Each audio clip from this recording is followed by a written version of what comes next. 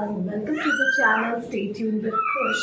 So guys, आज मैं आपके लिए लेकर आई हूँ किचन की कुछ स्मॉल टिप्स जिनकी हेल्प से आपके किचन का जो पूरा वर्क है वो आधा हो जाएगा। चाहे हाउसवाइफ हो या वर्किंग वुमेन हो, घर का सबसे ज़्यादा टाइम जहाँ जाता है वो हमारी किचन है और सबसे ज़्यादा काम जो होता है वो भी किचन के अंदर ही होता है। ब्रेकफास्ट से लेकर डिनर तक हमें किचन के अंदर बहुत सारा काम होता है। तो मैं आपके लिए कुछ ऐसी टिप्स लेकर आई हूँ जिन्हें आप पहले से ही प्रेप करके रख सकते हैं और अपने पूरे वीक को थोड़ा इजी और कंफर्टेबल बना सकते हैं। ये प्रिपरेशन करने के लिए आप अपनी बच्चों की हेल्प ले सकते हैं। अगर आपके बच्चे इतने बड़े हो चुके हैं कि वो आपकी हेल्प कर सकें तो आप उनकी हेल्प ले सकते हैं, अपनी किसी हेल्पर की हेल्प ले सकते हैं। फैमिली में कोई भी मेम्बर हो जो आपकी इस चीज़ के लिए हेल्प करे तो आप उन्हीं की हेल्प ले सकते हैं।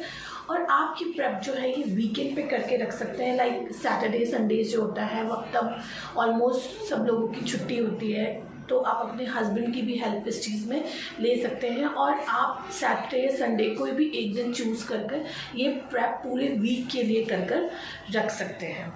तो चलिए स्टार्ट करते हैं। तो यहाँ हम सबसे पहले करेंगे अपने लेग्यूम्स भिगोने का काम।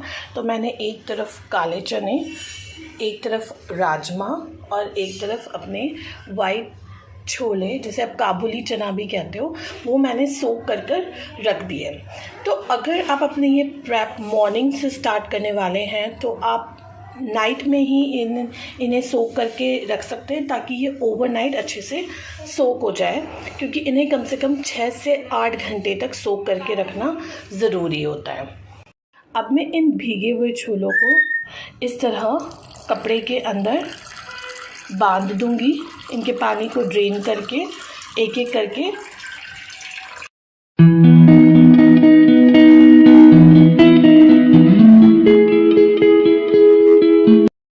इसी तरह मैं अपने काले चनों को भी ड्रेन करके इस तरह पोटली में बांध दूंगी।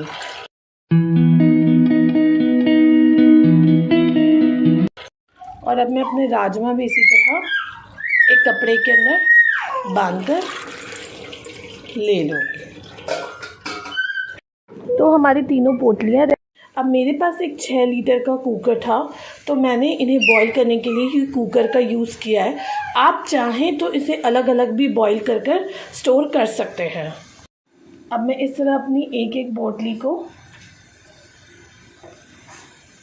कुकर के अंदर सेट कर दूंगी, का लिड लगाकर। इसमें मैं 7 से 8 विसिल्स ले लूँगी, जिसमें हमारे राजमा, चने और छोले तीनों एक साथ बॉईल होकर रेडी हो जाएंगे और फिर हम इन्हें स्टोर कर लेंगे। अब ये जो हमारे चने अच्छे से बॉईल हो चुके हैं, हम इन्हें कंटेनर्स में खाली कर लेंगे।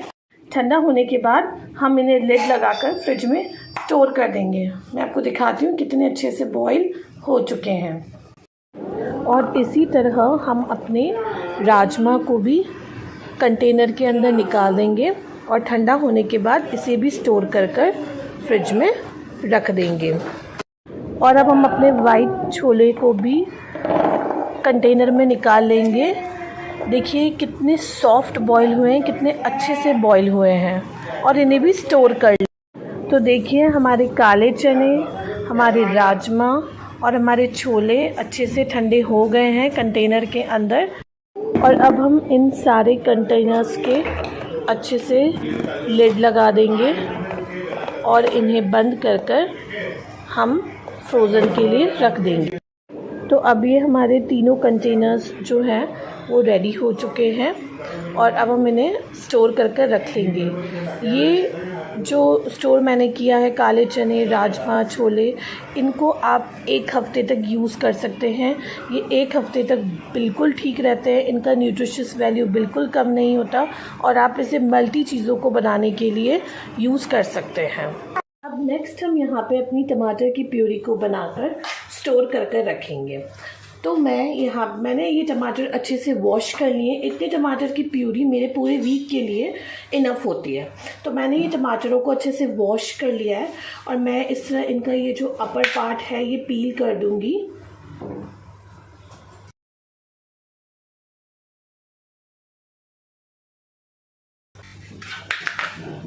सारे अपर पार्ट्स को अच्छे से रिमूव करने के बाद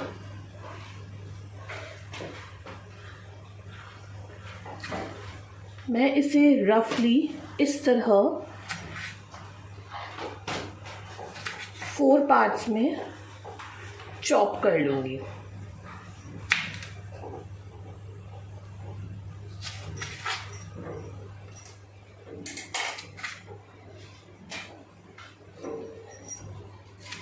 मैं इसी तरह टमाटर की जो प्यूरी है उनसे स्टोर करके रखती हूँ। आप चाहें तो इसके लिए एक और मेथड यूज़ कर सकते हैं। आप इन टमाटरों पे छोटे छोटे से कट लगाकर उन्हें पहले बॉईल भी कर सकते हैं और उसके बाद उनके छिलके को ऊपर से पील ऑफ करके उनका पेस्ट बना के रख सकते हैं। पर मुझे इसी तरह रॉ टमाटरों का पेस्ट बना कर रखना अच्छा लगता है और वो ही मुझे ज़्यादा हेल्दी भी लगता है। तो इसलिए मैं इस तरह अपने पेस्ट को बनाकर स्टोर करती हूँ। मैं कैसे स्टोर करती हूँ वो मैं आपको दिखाती हूँ। मैं अपने ये सारे टमाटरों को मिक्सिंग जार के अंदर ट्रांसफ़र कर लूँगी।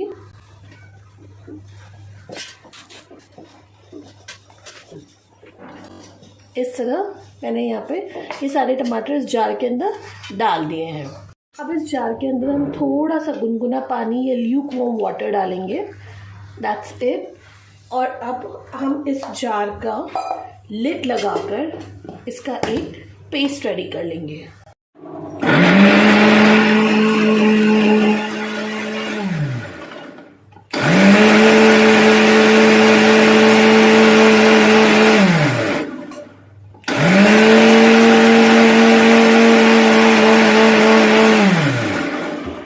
तो ये जो हमारा पेस्ट है ये बनकर रेडी हो चुका है। अब हम इसे स्टोर करेंगे। मैं इस पेस्ट को इस तरह की स्मॉल आइस ट्रे के अंदर स्टोर करूँगी और इसे स्टोर करके मैं फ्रीज़र में रख दूँगी। जब भी मुझे टमाटो प्यूरी के पेस्ट की ज़रूरत होगी मैं इसमें से एक क्यूब निकालूंगी और अपने हिसाब से अपने मसालों के लिए उसे यूज़ कर लूँगी। और ये प्यूरी जो हमने बनाई है ये फॉर अ वीक के लिए बिल्कुल अच्छी होती है। इसमें कोई स्मेल नहीं आती, ये बिल्कुल साफ़ होती है और आप इसे एक वीक तक अच्छे से यूज़ कर सकते हैं।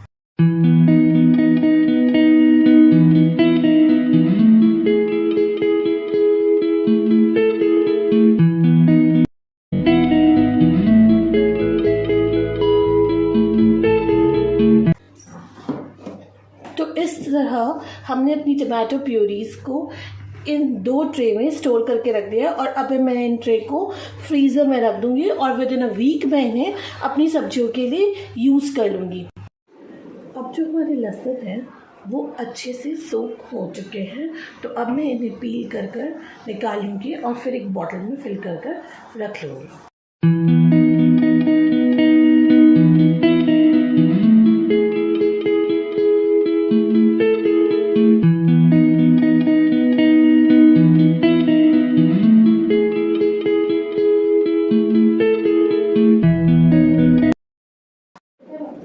यहाँ जो मेरे लहसुन हैं ये पील हो चुके हैं तो मैं इसे एक ऐसे बॉटल में अच्छी तरह से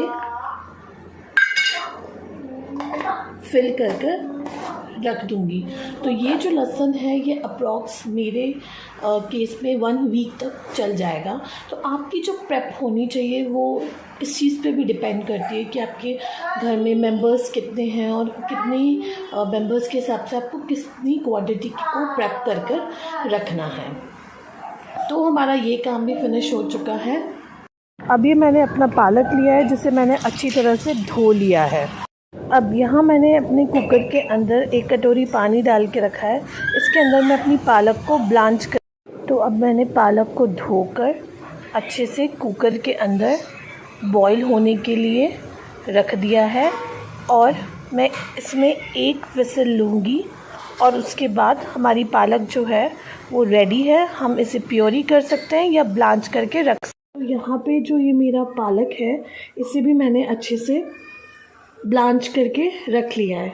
थोड़ा पालक जो है उसको मैंने इस तरह ब्लांच करके रखा है और थोड़े पालक की मैं प्यूरी बना के रखूँगी ताकि मैं अपनी रिक्वायरमेंट के हिसाब से या जो भी मैं बनाना चाहती हूँ उसके हिसाब से मैं उसे यूज़ कर लूँगी।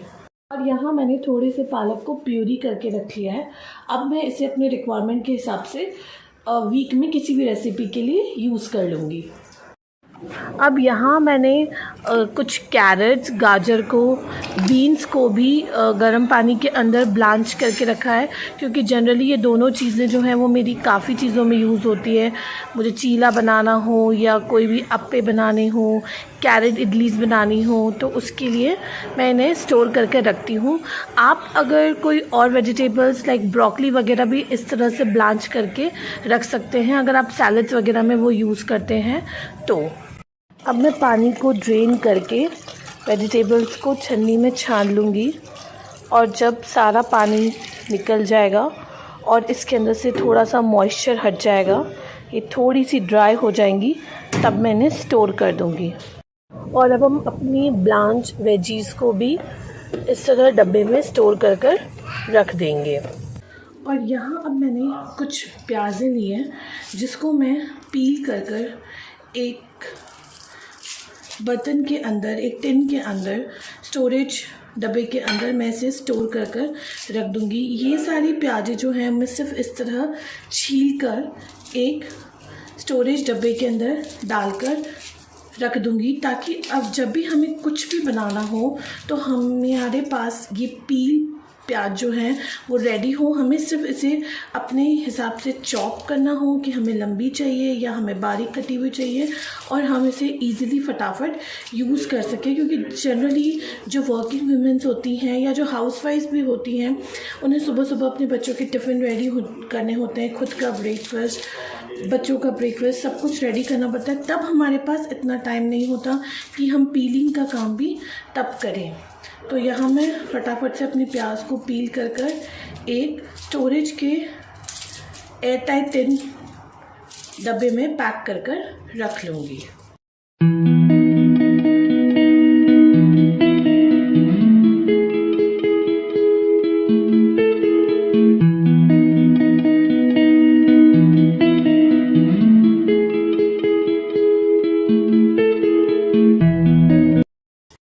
प्याज है वो मैंने अच्छे से पील कर लिया है, और अब मैं उसे एक इस तरह का, मेरे पास कांच का स्टोरेज डब्बा है, इसके अंदर मैं इसे स्टोर कर कर रख दूँगी। आप एक बात का ध्यान रखें कि जब भी आप प्याज को पील कर कर इस तरह स्टोर करें तो उसे वॉश ना करें, क्योंकि वॉश करने से प्याज के अंदर मॉइस्चर रह जाएगा और फिर वो एक स्मेली जो एनवायरनमेंट होता है वो उस डब्बे के अंदर क्रिएट हो जाएगा, और ये भी हो सकता है कि आपका प्याज ख़राब हो जाए। तो प्याज आपने जैसा पील किया आप वैसा ही स्टोर करके रखिए। आपकी ज़रूरत के हिसाब से आप इसे वॉश करके जिस तरह चॉप करना है उस तरह चॉप कर सकते हैं। तो यहाँ ये मेरा डब्बा है, इसके अंदर मैं अपने धीरे धीरे सारे प्याज को डालकर